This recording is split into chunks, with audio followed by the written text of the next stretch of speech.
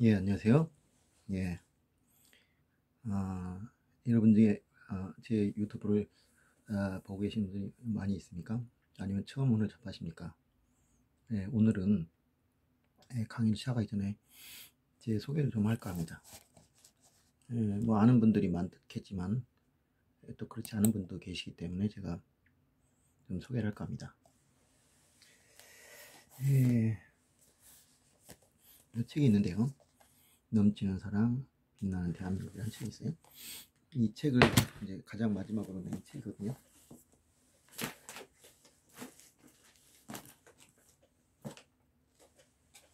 네, 저는 지금 여기는 제 서재고요. 음, 이게 지금 이제 안 보여서 그런데 이제 사실 책이 굉장히 지저분해요. 책이 하도 많아가지고 네, 책이 한 뭐 거의 만 권 정도 있지 않을까 생각됩니다.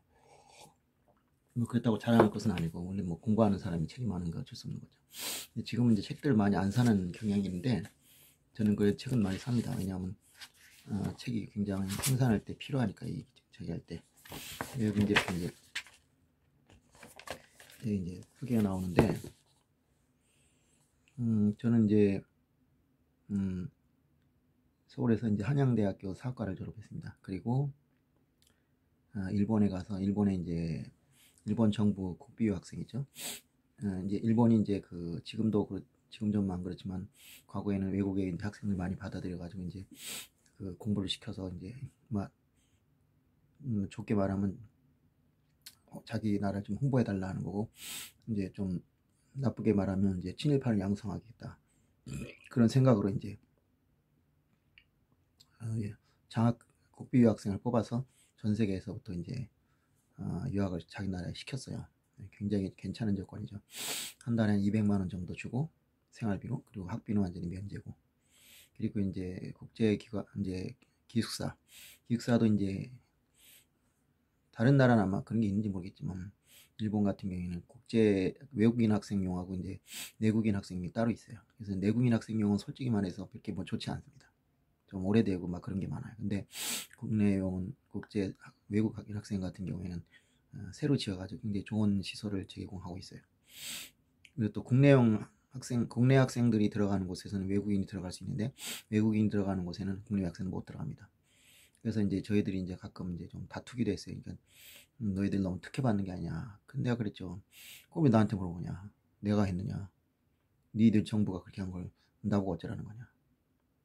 네. 그러면 좀 미안하긴 했어요. 미안하긴 했는데 뭐 엄밀히 찾으면 제 잘못이 아니니까요. 그러니까 일본 정부가 자기 나라의 목적을 위해서 외국인 유학생을 유치해야 되는데 뭐 미국 같은 나라처럼 뭐 알아서 오는 나라가 아니었어요. 그러니까 이제 되도록 많은 학생을 부르기 위해서 그렇게 혜택을 많이 준 거죠. 그래서 이제 그 국비 유학생을 받아가지고 가서 뭐 한 10년간 공부를 했습니다. 뭐 10년간 계속 국비를 받은 건 아니고 한 2년간은 이제 그 어, 노무라 증권회사 있죠. 그 증권회사가 속해 있는 노무라 재단에서 이제 장학금을 받았고 그때 한 150은 받았어요. 그리고 학비를 낸 적은 없습니다. 저는 그 학교에 돈 내는 거 회계과를 본 것이 딱 한 번이에요. 이거 어디인지 몰랐어요. 그리고 이제 나머지 1년은 이제 8년 동안 7년 동안은 이제 국비를 받고 이제 2년간은 이제 노무라 장학금을 받고 그리고 1년간은 이제 그 학교의 조수라는 역할이 있어요.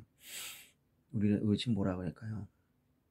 음, 근데 이제 조수라고 하지만은 뭐 특별히 한 일 없고 학교에서 그 입학 시험 볼 때 시험 감독하는 거 그리고 이제 센터 시험이라서 우리 지금 수능 시험에 해당되는 게 있어요. 그걸 이제 감독하는 정도의 역할이에요. 그 뭐 별것도 아니죠. 한 이틀 3일 정도 하니까 뭐 지겹긴 해도 그리고 또 돈이 나와요 그게 다. 예, 그거 외에는 특별히 학교에서 지정된 의미가 없어요. 그런데 연봉을 뭐 받았냐 몇백만 원 받았어요. 몇백만 원 굉장히 많이 받았습니다. 그래서 덕분에 이제 좀 편하게 공부를 했죠 그때는. 그랬는데 어쨌든 간에 그렇게 해서 이제 경제학으로 전공이 바뀌었어요. 그래서 경제사를 해가지고 일본 경제사를 해가지고 이제 박사를 받은 거죠. 박사학위 논문은 이제 일본 산업혁명기의 산업정책. 그러니까 일본이 우리로 치면 50년대 60년대랄까요? 아니면 그 이전이랄까요? 그 이제 새로운 산업화 시대로 넘어가는 그 단계. 그것은 어느 나라도 이제 산업혁명이라 합니다. 그러니까 2차 산업이 중심 산업이 되는 그 혁명, 영국으로 치면 17세기, 18세기, 19세기 초에 일어났고, 그 다음에 나머지 유럽 나라들은 19세기, 그리고 일본 같은 경우는 19세기 말에서 후반에서 20세기 초반에 걸쳐서 이제 산업혁명이 일어나고, 그걸 계기로 해서 이제 산업화가 계속 이제 이루어지죠. 네, 그 단계를 이제 연구한 겁니다. 그래서 그 중에 산업정책을 연구했는데, 일본의 기존 학설은 일본이 굉장히 산업 국가가 주도해서 이제 산업정책을 펼쳐서 경제발전했다는 것이 주류 메인이었지만, 1990년대, 60년대부터 이 의견에 대해서 이의가 제기돼 가지고 이제 조금씩 연구되다가 90년대 일본이 이제 그 20년 잃어버린 20년을 맞이해서 정부의 역할에 대해서 굉장히 회의론이 제기되고, 그러면서 여기에 대한 반론이 각광을 받게 됐어요. 그래서 우리나라에서도 아마 알려졌지만, 노우지 유키오라는 교수가 있죠. 그 초정리법이라는, 이분은 자기 경제학 책보다도 초정리법이라는 책으로 굉장히 베스트셀러 작가가 있어요, 우리나라에서. 그래서 정리를 잘하는 법 해가지고 이제 유명해졌는데, 이분이 이제 1940년 체제라는 책을 썼습니다. 이게 뭐냐면, 일본이 원래는 자유주의 경제를 책하고 있었는데, 1930년대 만주사변, 중일전쟁, 그리고 1941년에 태평양 전쟁을 계기로 해가지고 전시 체제가 되면서 국가 주도의 경제로 바뀌게 되었다. 그것이 전후에 이제 어느 정도 해소가 됐긴 했지만, 그 체제가 어느 정도 유지되는 바람에 소위 일본 주식 개설론, 그러니까 일본은 국가가 기업이다라는 그런 그 비정상적인 체제가 계속 유지되고, 그것이 오히려 이제 잘못돼 가지고 1990년대 그 버블 경제가 깨지면서 일본이 굉장히 큰 어려움을 겪게 되었다. 그렇기 때문에 원래 모습이었던 자유주의 시장 경제론 체제로 완전히 전환되어야 된다. 이것이 이제 노우치 유키오의 주장이고, 또 그것을 지지하는 사람들, 또 일본 그 당시에는 많은 사람들이 그걸 주장했어요. 그러니까 일본에도 신자유주의적인 사고 방식이 그때 이제 비로소 정착을 한 거죠. 근데 그 결과는 실패였습니다. 그러니까 다시 이제 그 원래 모습으로 돌아가기도 하는데, 그렇다고 또 아주 옛날 모습으로 돌아갈 수는 없고, 옛날에 내가 89년 일본에 갔는데, 그때만 해도 일본은 옛날 그 일본식 스타일을 그대로 유지하고 있었어요. 그래서 일단 회사에 들어가면 회사에서 철저하게 책임을 져줘요. 종령까지. 비교가 안 될 정도. 우리나라하고 비교할 정도. 우리나라도 그때는 좀 그랬지만, 일본은 정말 철저해요. 그러니까 정말 무능한 사람도 뭐 특별히 깽판을 치고 사고를 치지 않는 이상은 내고를 하지 않는 것을 원칙으로 하는.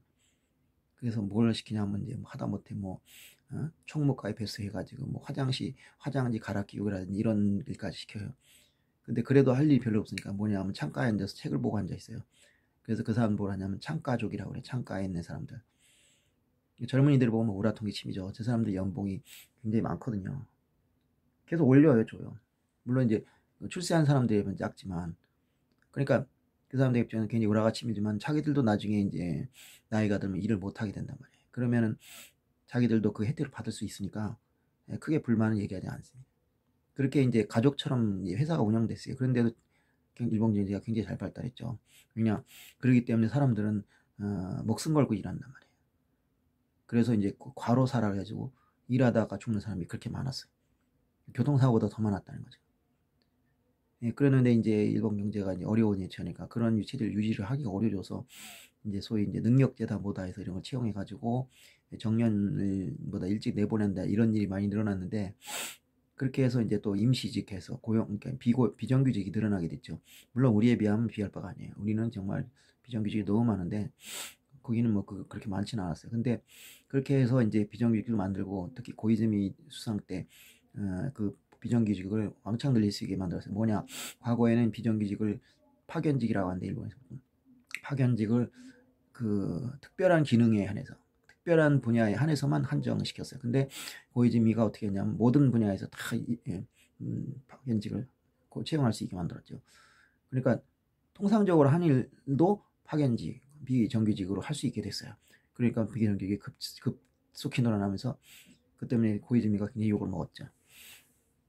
예, 고이즈미는 이제 바로 신자유자야 신봉자야. 그래가지고 우체국도 이제 민영화 시켜버리고, 그런 식으로 해서 민영화 하면서 굉장히 혁신을 했는데, 이 부분적으로 성공한 면도 있지만, 그것 때문에 욕을 먹고 쫓겨나게 됐죠. 근데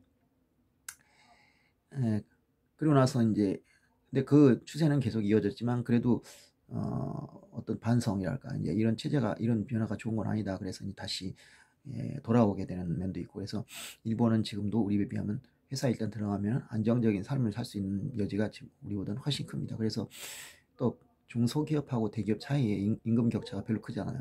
우리는 거의 2배 가까운데 일본 같은 경우는 한 80% 정도 크게 나지 않습니다. 그리고 고졸 대졸과의 차도 별로 없고 그렇기 때문에 그 면에서는 굉장히 어떤 혜택받은 나라 그러니까 이제 노동자들이 천국에 그러니까 이 일본이 그런 면에서 이렇게 뭐랄까 그 경제적인 퍼포먼스 결과만 보면은 사실 굉장히 우리에 비해서 그렇게 뭐 잘 사는 나라도 아닌데도 사람들이 만족감을 느끼는 건 바로 그런 것 때문이죠. 예. 그래서 이제 뭐 그렇게 해서 이제 제가 박사를 받고 이제 돌아와서 한 20년 넘게 지났는데 뭐 나름대로 저도 이제 뭐 대학교 전임 교수도 해보려고 했지만은 뭐 여러 가지로 영향이 안 돼서 그런지 뭐가 안 되지 하여튼 뭐 결국 이제 실패를 했고요. 그래서 이제 계속 이제 이학교 저학교 다니면서 뭐 강의도 하고 그다음에 연구소에도 있어보고 뭐 하여튼 뭐 할 수 있는 다 했습니다. 뭐 그래가지고 뭐 저하고 전혀 관계없는 일도 했어요. 뭐 공장에서 일을 해보기도 하고 뭐 학원에서 아이들 가르쳐 보기도 하고 또 대안학교에서도 일해 보기도 하고 그랬는데 그때는 이제 그게 되게 이제 힘들었는데 돌아와 생각하면 그게 다 이제 귀중한 경험이 되더라고요. 그래서 이제 대학에서 이제 자리를 잡고 계신 분들에 비하면은 그 면에서는 좀 산전수전 공주수련을 하면서 이제 어떤 과거에 내가 이제 그냥 그 공부만 하던 시절에 비해서는 시야가 이제 넓어졌다랄까 그런 면이 있어요 확실히. 그래서 그 면에서 굉장히 잘 됐다라는 생각이 드네요.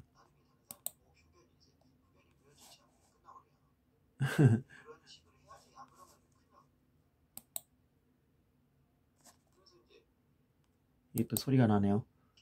예.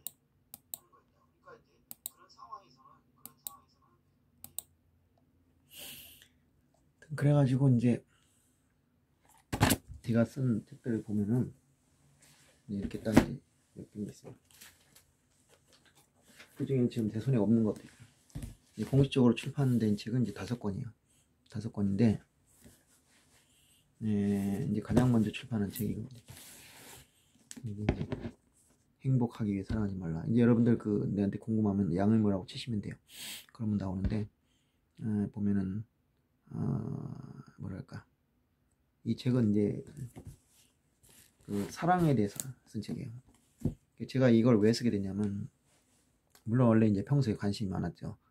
그러니까 사람이라는 게 그 결핍이랄까 그런 게 있는데 그 결핍을 가진 사람은 그 결핍한 것에 대해서 이제 계속 애착을 갖게 되죠.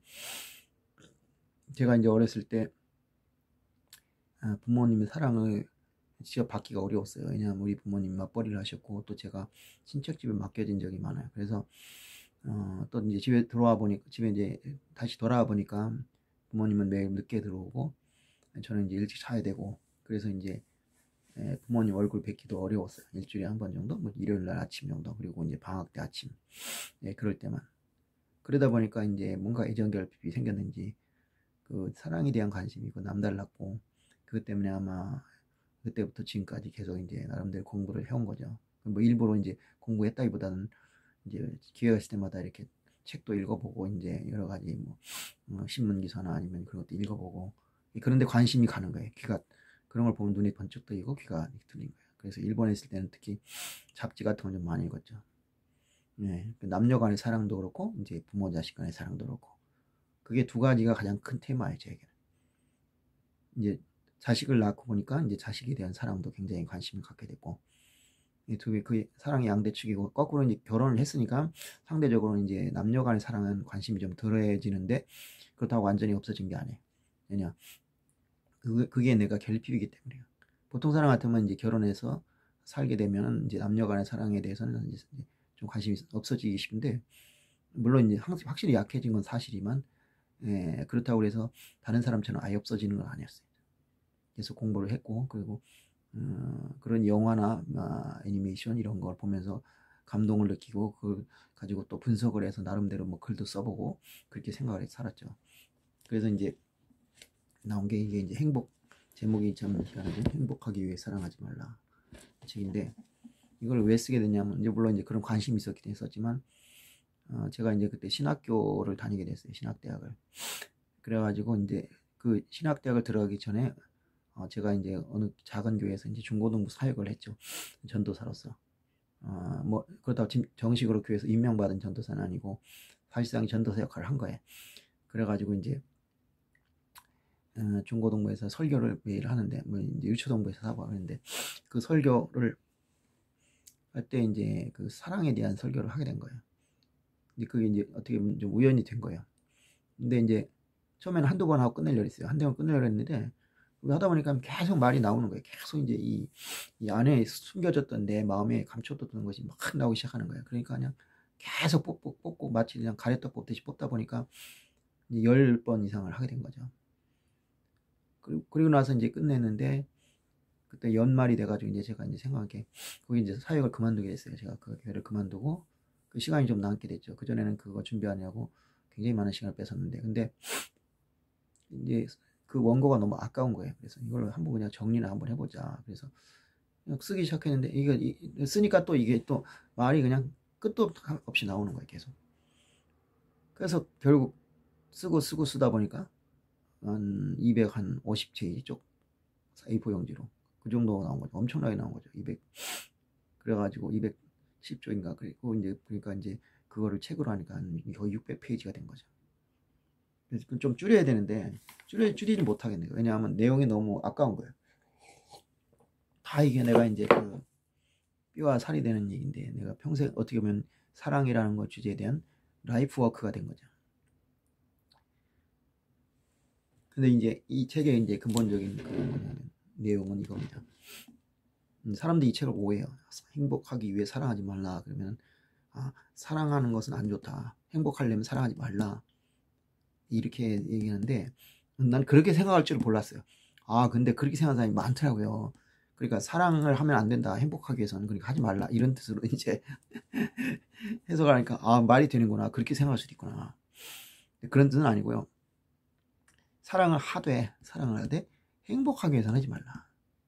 그럼 이제 이상할 거야. 당신 뭔 소리 하고 있냐. 사랑하면 행복해야지. 맞아요.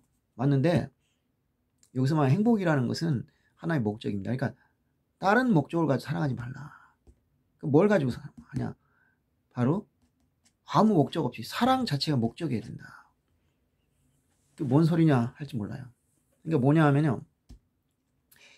여러분이 만약에 어떤 여자나 남자를 사랑해요. 근데 사랑하는데 그 사람을 사랑한 이유가 그 사람과 결혼하기 위해서라든지, 아니면 또 아주 악의적으로 뭐 돈을 많이 뜯어내게 되는지, 이렇게 되면은 그 사랑이 행복할 수 있을까요? 못하죠. 왜냐, 그건 일종의 프로거든요.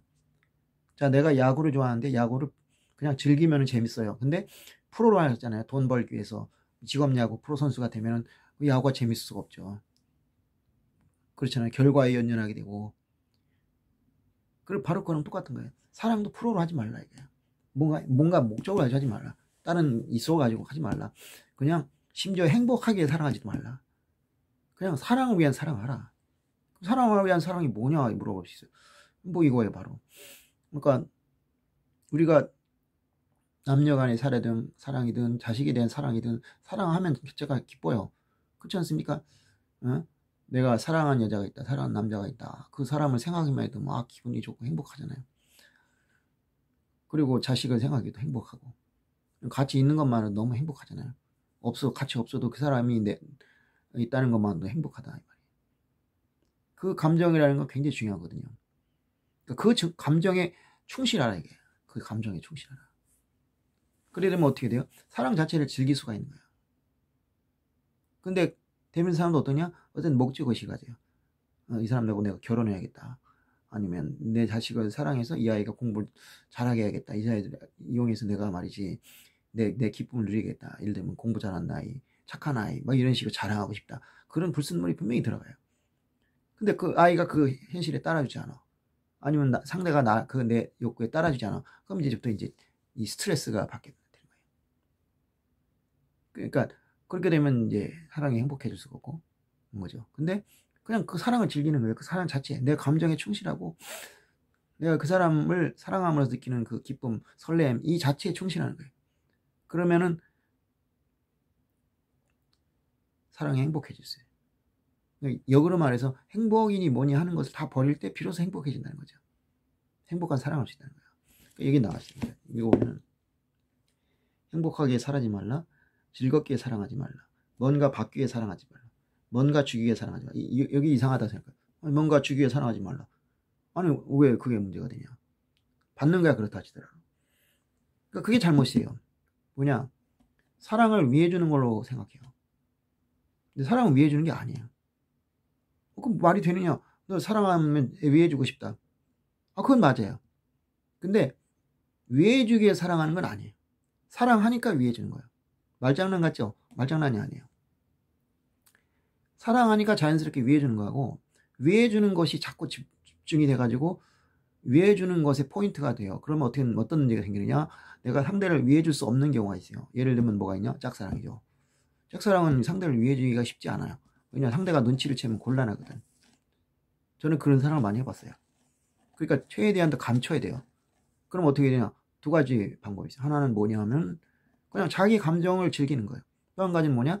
그리고 아주 그냥 특별히 의심을 받지 않을 정도의 수준에서만 잘해주는 거예요. 근데 사랑을 위해 주는 걸로 생각하는 사람은 그걸 못 견디게 되죠. 내가 저 사람을 위해 주고 싶은데 못한다. 너무 괴롭다. 그러면 이제 이 사랑이 불행해진 거예요. 그런데 위해 주는 게 아니라 그냥 내 사랑의 감정을 즐기는 거다. 그런데 위해 주는 것이 위해 주는 것을 하고 싶어진다. 그렇기 때문에 한다. 그러면 위해 주지 않더라도 내 사랑은 여전히 행복해요. 근데 가끔씩 이제 뭐 커피라도 한 잔 뽑아준다. 그것만으로도 행복할 수 있다. 그러면 그건 진짜 행복이죠. 그럼 당연히 뭔가 받기 위해, 이거는 뭐 당연히 당연해. 이건 이해하기 쉬울 거예요. 받고 싶은데 내가 짝사랑을 해. 그럼 그 사람이 나를 뭘 해주겠어요? 안 해주죠.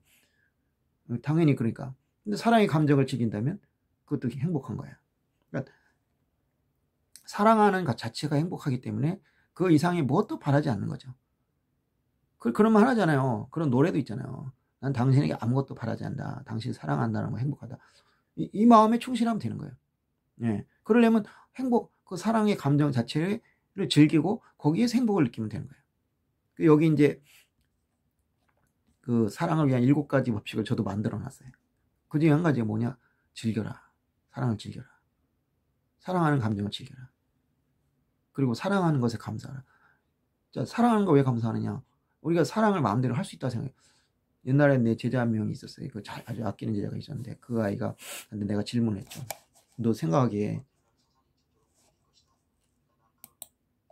네 생각에 사랑하는 게 쉽냐 사랑받는 게 쉽냐. 그랬더니 당연히 뭐 상식적으로 얘기하죠. 그거 사랑받는 게 어렵지 않겠습니까? 사랑하는 거야 내가 하면 되는데. 그렇게 얘기하더라고요. 그래서 내가 그럴 줄 알았어. 왜냐, 사랑은 마음만 먹으면 할 수 있다고 생각해요. 그건 아니죠. 만약에 사랑을 마음만 먹으면 할 수 있다면 스토커는 없어요. 왜냐, 스토커들이 얼마나 잘해줍니까? 제가 아는 여자분은 있는데 지금 결혼해서 애 낳고 잘 살고 있는데 그 결혼하기 전에 얼마나 지독한 스토커에게 잡혔어요. 그래가지고 이사를 가면 이사 가는 집까지 다 알아내. 그래서 쫓아오는 거야. 전화번호 바꾸면 전화번호 다 알아내. 그래갖고 아예 그냥 어떻게 했냐면 핸드폰 명의를 남의 이름 해버렸어요. 그리고 집도 아예 전입신고를 안 해버렸어. 언니네 집으로 해버렸어. 그러니까 그때는 이제 못 쫓아오더라고. 그래가지고 진짜 심지어는 결혼해가지고 애까지 나고 있는데 어떻게 알아가지고 쫓아온 거야. 지독하다 이게. 근데 그 주변에 이제 이분이 학습지 교사를 하고 있었는데 그랬대요. 그렇게 잘해주는데 왜 그냥 받아주지? 그러니까 나도 그러고 싶은데 그렇게 안 된다는 거야. 마음이 안 간다는 거야. 근데 저는 그거 공감해요. 아무리 잘해줘도 사랑할 수 없는 사람은 사랑 못해요. 예. 오히려 잘해줄수록 더 거리감을 느껴지죠. 그러니까 이게 뭐냐면 사랑을 한다 그래서 막 그렇게 무자비하게 대시하면 안 돼요. 오히려 조금씩 거리를 둘 줄 알아야 돼. 그래야지 이제 그렇게 무자비하게 잘해주면 상대방이 오히려 거부감이 느껴지고 부담감이 느껴질 수 있어요. 예. 근데 그 사람은 그 실패한 거야. 나이도 많은 사람이 그러지만 이분이 그때 30대 초반이었는데 그분이 40인가 그랬어요. 40이 다 됐어요. 그러니까 먹을 만큼 먹었고 여자 경험도 많을 텐데 그렇게 무식하게 하더라고요. 그래서 그때 이제 확실히 느꼈죠. 아, 이게 사랑이라는 게 하고 싶어 하는 게 아니구나. 저도 마찬가지예요. 저도 만약에 그렇게 생각해서 결혼했다면 좋았을 텐데 그게 안 된단 말이야. 예. 그러니까 좋아는 할 수 있어요. 그냥 이렇게 뭐 이렇게 해서 호감도 느끼고 뭐 잘해주고 그건 근데 그 사랑은 안 해요. 그 내가 확실히 한 건 뭐냐, 이게 맞는 얘기지 뭐지만 그 제가 이제 그 학습비 교사를 오래 했어요. 한 10년 가까이 했죠. 근데 그 학습비 교사를 하면 이제 많은 아이들을 상대하게 돼요. 그 이제 학습비 교사 근데 그 아이들의 절반은 이제 여자아이들이죠. 근데 여자아이들 중에는 막 그런 애이 있어. 나한테 막 편지 써주고 뭐 진짜 선물도 주면서 굉장히 잘해주는 아이들이 있어. 또 어떤 애들은 굉장히 무뚝뚝하게 돼. 그럼 당연히 나한테 잘해주는 애는 이쁘게 보이고 잘해주고 싶을 거고, 무뚝뚝한 아이는 그렇지 않아야 되는데 그게 아니에요. 잘해준다고 내가 마음에 가지도 않고 또 무뚝뚝하다고 해서 마음에 안 가는 게 아니에요. 어떤 애는 무뚝뚝해, 진짜 무뚝뚝해. 근데 꼭 그렇게 걔가 이뻐 보이는 거야. 근데 어떤 애는 정말 잘해줘. 뭐 심지어 막 선생님 하면서 매달리기도 하고 그래. 그럼 당연히 이뻐야 되잖아요. 근데 아니에요. 물론 이제 기분이 좋아요. 그리고 아이한테 호감은 느끼죠. 아, 이쁘구나 애가. 근데 걔는 공부 끝나고 나가면 거의 잊어버려요. 근데 마음에 남는 애들은 아침부터 오늘 또 누구하고 만날 수 있겠구나. 아, 기분 좋아. 이런 생각이 든단 말이에요. 그때 확실히 또 알았죠. 아, 이게 사랑하고 싶어 하는 게 아니었구나. 네, 그런 거예요. 그러니까 뭐냐? 사랑에 감사한다는 뭐냐? 사랑한다는 것 자체는 그 자체로는 있잖아요. 내가 마음대로 할 수 없는 어떤 기적인 거예요. 사실은. 그리고 그 사랑에 의한 행복을 느낀다는 건 그만큼 내가 지금 행운의 사나이, 행운의 여자가 된 거예요. 그 자체를 감사할 줄 알아요. 그러면 그 사랑하는 것 자체가 감사한데 뭘 또 바라겠어요, 솔직히서. 그죠? 그러니까 우리가 생각을 해봐요. 사랑을 하면 뭔가 선물을 받거나 뭘 해서 행복한 게 아니라, 그러면 그 여자분 같은 경우에 그 사람이 그렇게 많은 엄청나게 선물을 줬어요. 그럼 당연히 그것 때문에 기쁘고 행복해야 되잖아요. 근데 더 싫은 거예요. 왜냐? 내가 사랑하지 않기 때문에. 그러니까 내가 사랑하고 그 사람도 사랑하고 그럴 때 최고의 행복을 누리는 거고, 거꾸로 그 사람이 사랑 안 하고 나만 사랑하면 아무래도 덜 행복하겠죠. 그렇지만 상대는 사랑하는데 내가 사랑하지 않을 경우보다 내가 보면 그게 나은 것 같아. 근데 그런 식의 생각을 해보면은 더 바랄 게 없는 게 사실은 사랑하는 것 자체가 고마운 거고 감사한 거죠. 그렇게 생각하면 내가 사랑하는 것 자체를 즐길 수가 있는 거예요. 이건 경험담이죠. 전부 내가 몇십 년에 걸쳐서 내 많은 뭐 눈물도 흘려보고 고통도 느껴보고 그 가운데서 어떻게 하면 행복한 사랑을 할 수 있을까 하는 그 격투를 해가면서 드디어 깨달은 거예요. 예. 그러니까 분명한 거는 사랑이라는 거는 내 인위적으로 되잖아요. 인위적으로 만드는 사람도 있어요. 막 친해지게 막 해가지고 열심히. 그런데 그런 사랑이 제대로 된 사랑이 아니에요, 사실은. 만들어진 사랑이에요. 근데 진짜 딱 보는 순간에, 그래서 이제 미국에서 연구가 나왔어요. 뭐냐, 첫눈에 반한 사랑하고 오랜 시간에 걸쳐 사랑한 사람하고 어느 쪽이 더 진짜 사랑인가? 진짜 사랑의 기준은 없겠죠. 근데 뭐냐 하면 이제 이혼율로 계산한 거예요. 어느 쪽이 이혼이 많은가? 어느 쪽이 이혼이 적은가? 첫눈에 반한 사람이 그렇지 않은 길게 사랑하는 사람보다 이혼율이 5분의 1밖에 안 된다는 거예요. 왜냐? 길게 사랑한 사람들은 만들어진 사랑이에요. 사람이 같이 시간을 많이 보내고 같이 뭔가 하면 당연히 정이 들어요. 특히 남녀가, 청춘 남녀가.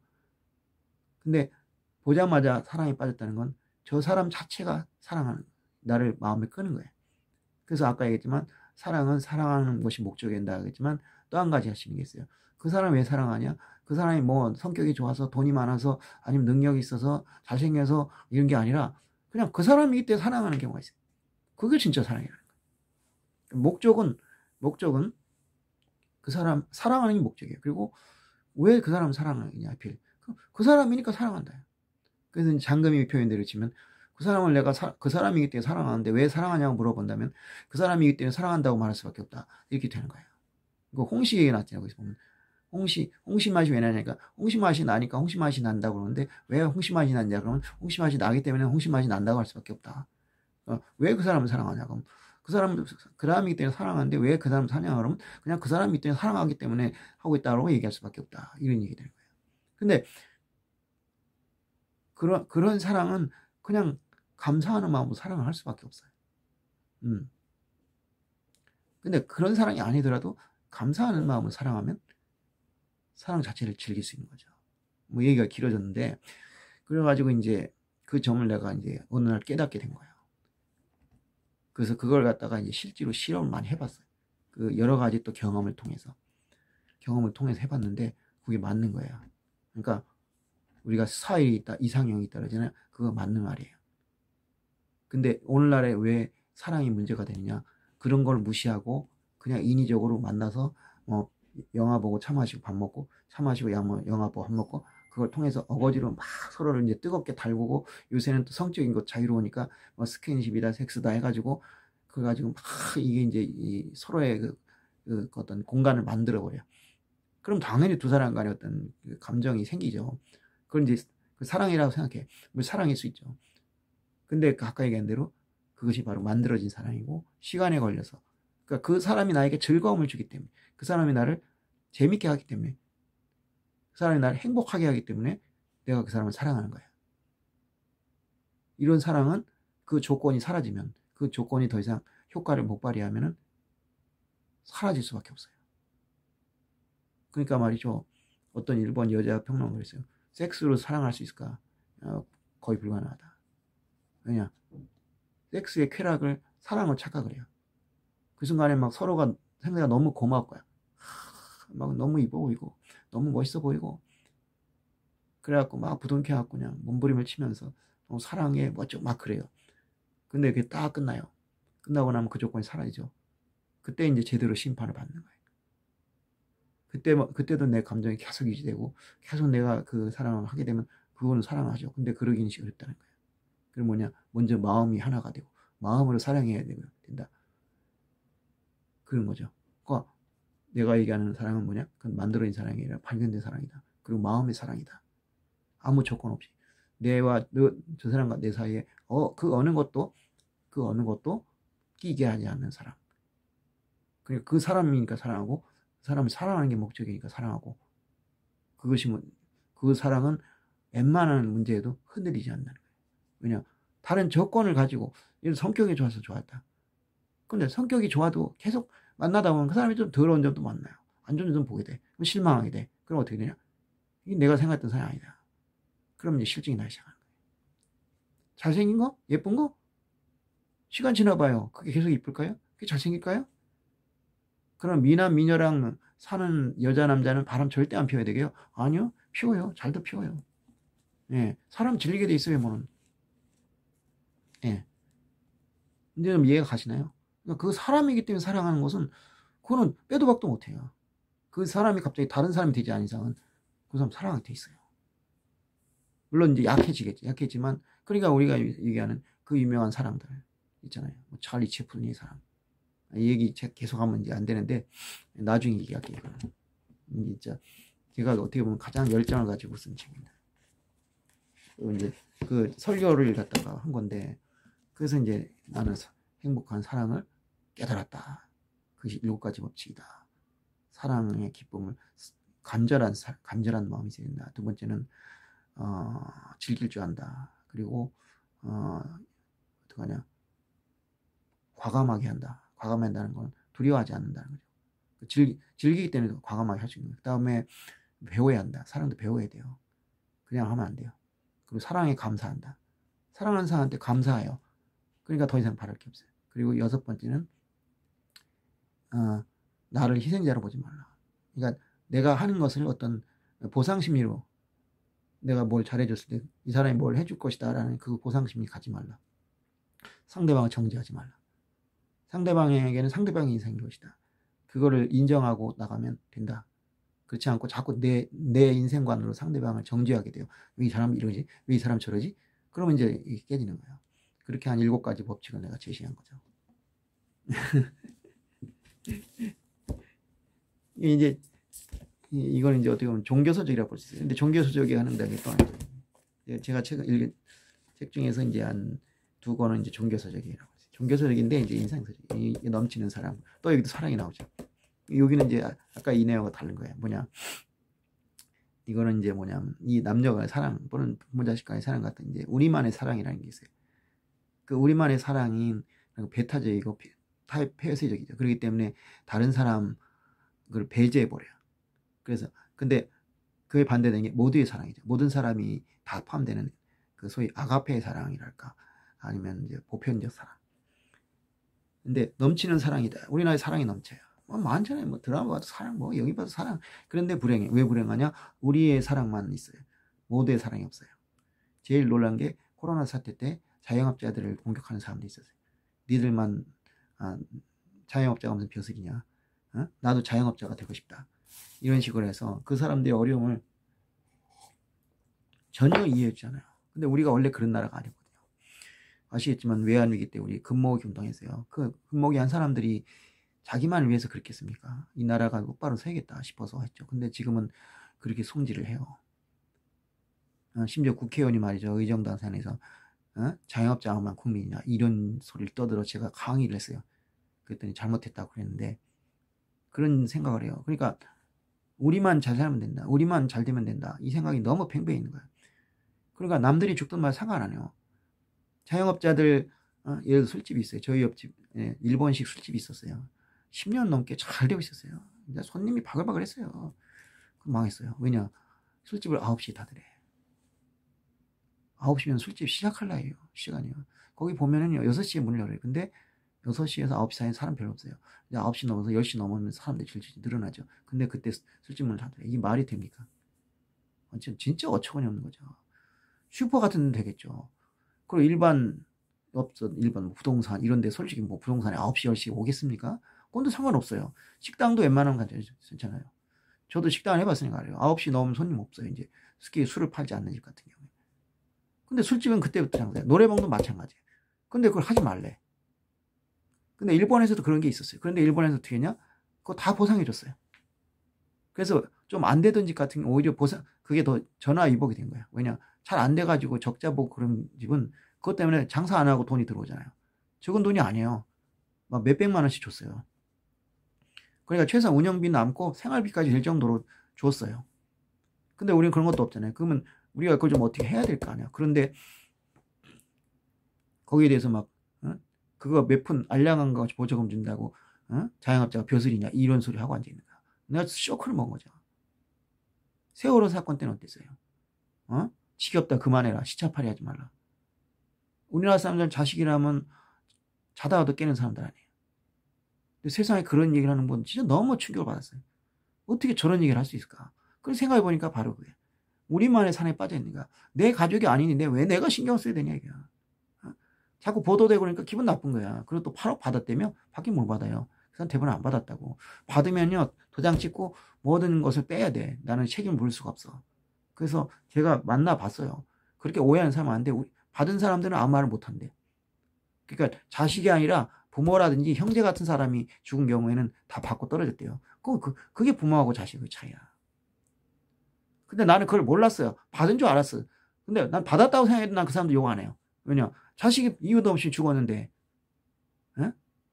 그 인간적으로 상식 아니야. 그래서 제가 답답해서 제가 일본에서 유학했으니까 일본인 친구한테 전화했어요. 이게 잘못된 거니까. 그게 뭐가 잘못되냐, 이게. 당연히 요구해야 된다. 근데 내가 생각해보니까 왜 그러냐. 우리나라 사람이 악당이 된 건 아니에요. 그게 뭐냐.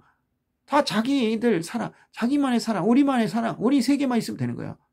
그러니까, 어때요? 남이 뭘 죽든 말든 나 상관없는데 자꾸 떠들어대니까, 야, 귀찮아, 시끄러. 저 새끼 저 닥쳐. 입 다물게. 이렇게 만들어버린 거야. 이러니까 어떡하냐? 소외되는 사람들이 생기고, 그 가족의, 이거 보면 아시겠지만, 이 그림 이것도 돈 주고 만든 거예요. 이 표지도. 이 전문가에게 맡겨서. 이렇게 크게 되는 사랑 밑에 이렇게 봇받는 사람들이 생긴단 말이에요. 이 빛을 못 보는 사람들이 있단 말이에요. 사랑이 양극화가 이루어지는 거죠. 사람들이 모두 가족이 다 확실해가지고 모든가 해서 모든 사람들에게 뭐 부모의 사랑, 자식의 사랑, 이렇게 다 받아가지고 살면 문제 없죠. 근데 그렇지 못한 사람이 실제로 많단 말이에요. 근데 그걸 외면하는 거죠. 그래서 결국 뭐냐면 우리가 이 생각을 바꿔야겠다. 그래서 맨 마지막에 지국을 천국으로 바꾸는 것. 그것은 모두의 사랑의 실천입니다. 지국이라는 건 이 땅의 나라죠. 천국을 바꾸는 거. 모두의 사랑이다. 보편적 사랑이다. 그걸 우리가 회복해야겠다. 그 얘기를 한 거예요. 이제 나머지 세 권은 일본에 가는 건데, 이제 그 한 권은 뭐냐면 아까 얘기한 그 저기예요. 산업혁명에 대한 논문을 갖다 책을 한 거기 때문에 아까 소개한 내용 그대로니까 뭐 더 소개할 필요는 없을 것 같고, 이거 이제 시부사와 에이지라는 사람의 책이에요. 이 시부사와 에이지는 진짜 이게 신화적인 존재입니다. 이게 진짜 일본이 경제되고 되는데 이 사람만큼 귀한 사람이 없어요. 근데 일본 사람 잘 몰라. 희한하더라고요. 뭐 마쓰시타 고노스케도 알고 그러는데 잘 몰라요. 마쓰시타 고노스케는 이제 나셔널이라는 회사를 세운 사람이죠. 근데 이 양반은 이제 몇 개의 회사를 세웠냐? 대충 해서 한 500개 정도 회사를 세웠어요. 뭔 회사를 이렇게 많이 세웠냐 하겠는데, 이 사람이 원래 농사를 지면서 그 농사를 바탕으로 제조업을 해가지고 장사를 하는 사람, 그러니까 농사한 것을 가공해서 그것을 파는 사람을 파는 그런 사업을 했어요. 그러다가 나중에 이제 이 파는 쪽에 중점이 돼가지고 물건을 갖다 다른 사람들한테 이제 사가지고 이제 팔게 되죠. 근데 그러면서 이제 또 무사로서의 수련도 했어요. 공부도 하고 유학도 공부하고. 그래서 이제 그 뭐냐면 나중에 어떻게 되냐면 일본의 그 우리 좀 기획재정부죠. 거기 이제 그 일을 하다가 이제 이 낙하산을 이제 그만두고 경제계에 진출하게 됩니다. 이 사람이 경제계에 진출하게 된 것은 바로 뭐냐 하면 자기가 프랑스 파리에 이제 가게 됐어요. 자기 상관을 데리고 이 사람이 중간에 무사가 되고 사무라이가 됐기 때문에 그 자기 상관을 데리고 모시고 갔는데 딱 가보니까 이 경제가 발전해야 이 나라가 잘 살려구나 확신 느꼈어요. 그래서 다른 거 필요 없다. 나는 경제를 하겠다. 그래서 원래 또 자기가 상인 집안의 자식이니까 경제에 대해서 먼저 잘 알거든. 그래서 기업 활동을 하게 된 거야. 90살까지 살았어요. 이 사람이. 90살까지 살았는데 그 90이 돼도 정정하게 일을 했죠. 그러면서 500개 기업을 세웠는데 그 기업을 다 자기 걸로 만든 게 아니에요. 자기가 그 기획재정부죠. 일본의 오쿠라시오. 그래서 일할 때 그 많은 인맥을 쌓아놓은 거야. 그 많은 인맥을 쌓아놓은 상태에서 그 사람들을 동원해가지고 기업을 세우는, 주식을 모집해서 회사를 세우는 거죠. 그렇게 해서 회사가 어느 정도 성공하면 그 기업에 손을 떼는 거예요. 그런 식으로 계속 회사를 세우는 거예요. 그리고 여러 회사에 막 임원이 돼가지고 그 회사 운영에 관여하는 거죠. 근데 능력이 좋으니까 이 사람이 손을 대면 웬만한 회사는 다 살아나요. 그래가 잘 돼. 그래서 뭐 잘못된 회사에서도 막 요청이 와. 우리 회사가 좀 살려달라고. 그러면 가서 이제 또 살려주고 돌아와. 그런 식으로 했어요. 그래서 500개 기업을 세웠죠. 자기인데 이 사람이 재벌을 만나려고 했으면 재벌이 얼마나 됐죠. 근데 안 했어요. 난 재벌을 그런 거 하기 싫다. 그래가지고 결국 이제 이 500개 계좌를 해야지만 재벌은 되지 않았고 대신에 많은 회사의 임원이나 사장이나 이런 거 그래가지고 아침에 딱 출근하면 이제 9시부터 10시까지는 뭐 A 회사, 그 다음에 뭐 10시 반부터 11시 반까지 무슨 회사, 그러면서 여기저기 다니면서 일을 보는 거야. 굉장히 바쁘죠. 그렇게 일을 하면서 이 기업들을 다 살린 거야. 그래서 그때 만든 기업들 중에 많은 기업이 지금 오늘까지 있어요. 그래서 왕자 제지라는 회사가 있어요. 왕자 제지가 일본을 대표하는 제지 회사인데 이 사람이 만든 회사예요.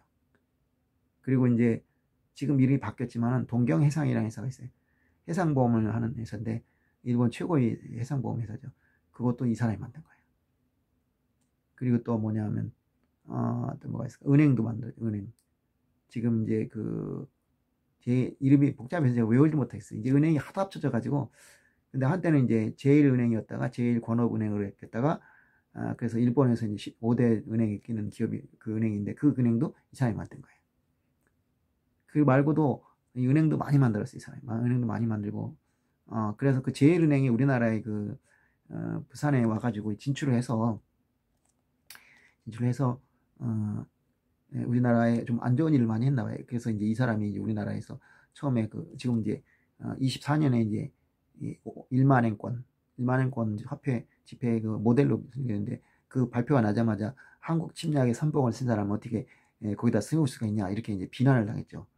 근데 그건 오해예요. 난 오해라고 생각해요. 이 사람은 왜냐하면 이 사람이 중국의 발전에도 관심이 많았어요. 그래서 중국 가가지고 많은 일을 했는데, 중국에서 이제 이 사람 죽기 한 몇 달 전에 중국에 수해가 났어요. 수해가 나니까 이 사람이 직접 마이크 들고 우리 중국 사람들 위해서 우리 돈을 모아서 보냅시다. 그런 캠페인까지 한 사람이에요. 그런 식으로 나쁜 사람은 아닌데, 아마 이 제일은행이라는 회사가 이제 거기에 관련이 되니까 이제 당연히 이제 도매금으로 넘어간 것 같은데, 예, 이 사람은 그런 의식은 없었을 거예요. 그리고 미국하고 이제 충돌이 됐을 때도 이 사람이 가가지고 계속 그 미국에 가서 이제 협상을 하는 거예요. 아무런 자격도 없어요. 그냥 민간인으로서. 근데 워낙에 대단한 사람이니까 수상이, 이 사람이 출국을 할 때 배웅을 해줘요. 직접 집에 와서 배웅을 해줘요. 그 정도로 대단한 이제 영향을 가진 사람이었어요. 근데 왜 일본 사람도 모르지 모르겠어요. 그래갖고 드러커라고 하나요? 유명한 경영학자 있죠. 그 사람도 진짜 대단한 경영이다. 그게 칭찬을 극진하고, 중국 같은 경우에는 거의 뭐 우상시 돼 있고, 우리가 이제 그 사람들 박태준을 우상했는데 그보다 더한 이제 우상화를 시키는 거죠.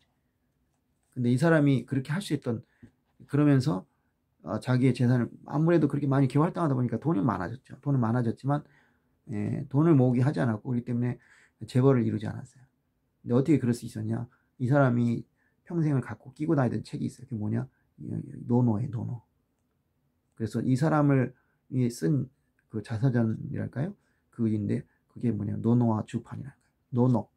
노노를, 한 손엔 노노를, 한 손은 주판을 가진다.